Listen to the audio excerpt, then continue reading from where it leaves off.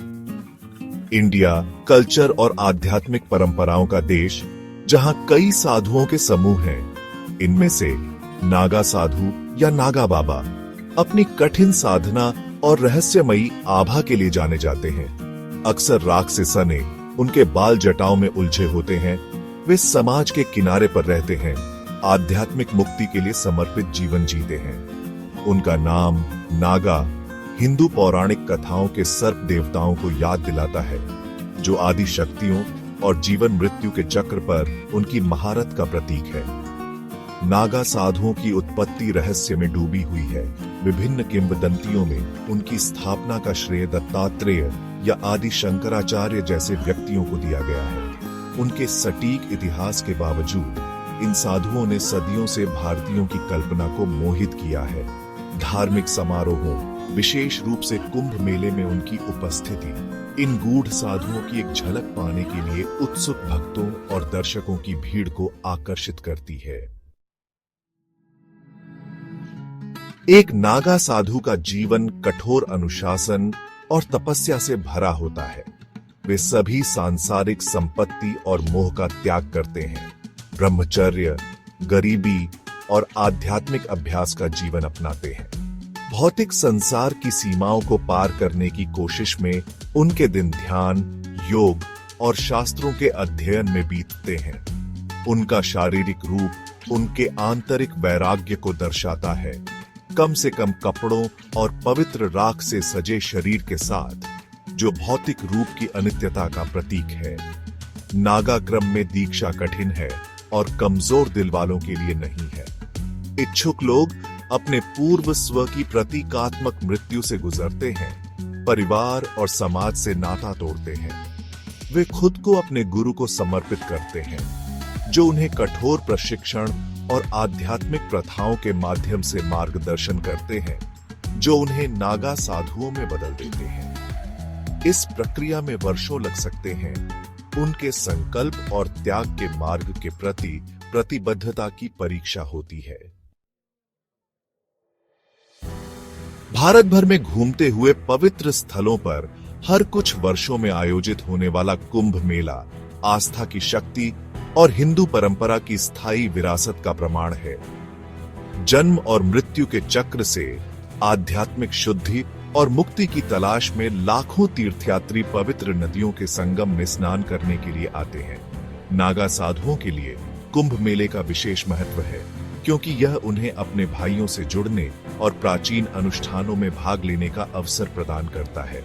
कुंभ में नागा साधुओं का दृश्य विस्मयकारी और भयावह दोनों है। वे वैराग्य की हवा के साथ भीड़ के बीच से गुजरते हैं।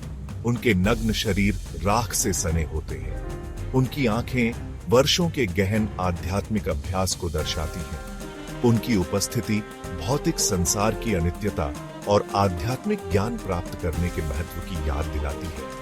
उनके लिए कुंभ मेला सिर्फ एक सभा नहीं, बल्कि एक तीर्थ यात्रा है, आत्म साक्षात्कार की यात्रा है। भाग 4, वैराग्य का सौंदर्य शास्त्र। नागा साधुओं का विशिष्ट रूप केवल झटका देने के लिए नहीं है। यह गहरा प्रतीकात्मक है, जो सांसारिक मोह के उनके त्याग और विनाश और परिवर्तन के तपस्वी देवता शिव के साथ उनकी पहचान को दर्शाता है। उनके बिना कपड़ों के शरीर सामाजिक मानदंडों से उनकी मुक्ति और भौतिक संपत्ति से परे जीवन को अपनाने का प्रतिनिधित्व करते हैं।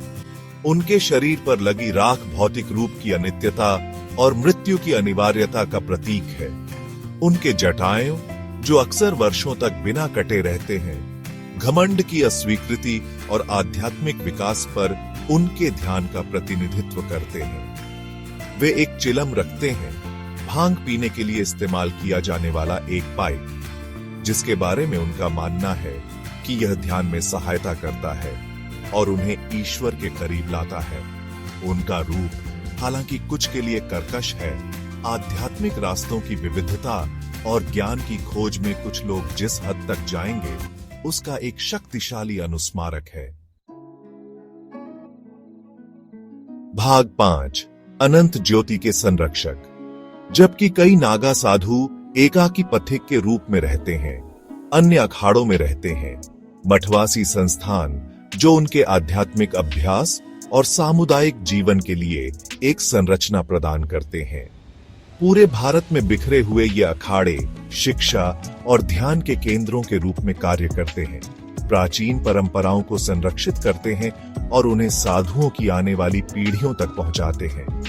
वे पवित्र स्थलों के संरक्षक भी हैं, मंदिरों और तीर्थ मार्गों की रक्षा करते हैं। नागा साधु हालांकि अक्सर गलत समझे जाते हैं, भारतीय समाज में एक महत्वपूर्ण भूमिका निभाते हैं। वे प्राचीन परंपराओं का जीवंत अवतार हैं, जो हमें आध्यात्मिक खोज के महत्व और भौतिक संसार की क्षणभंगुर प्रकृति की याद दिलाते हैं।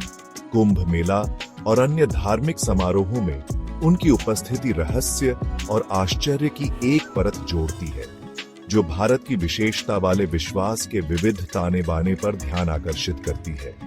वे अपने तरीके से स्पिरिचुअलता की अनंत ज्योति के संरक्षक हैं, जो लगातार बदलती दुनिया में इसकी निरंतरता सुनिश्चित करते हैं।